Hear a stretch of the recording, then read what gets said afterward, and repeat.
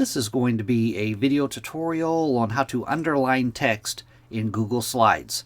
I will be using a desktop PC for this. Let me jump over to my browser here. I have my browser open now and I am on Google Slides. To underline text in Google Slides, say that I wanted to underline some of this text here. Say that I wanted to underline this text right here. The way to do it, first thing you want to do is select the text that you want to underline.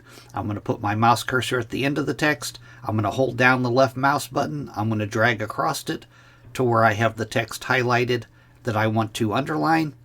Then I'm going to go up to the top up here, up to the U with the underline below it. If you put your mouse cursor over it, it says underline. I'm going to click on underline.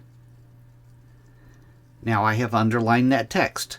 Now to remove the underline, you repeat the same process. You want to select the text that you want to remove the underline from.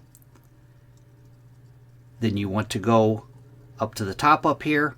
And as you can see, now the U is kind of shaded in. It is, I have this text underlined. You just click on it again. Now I have removed the underline. That is how you underline text in Google Slides. Thanks for watching.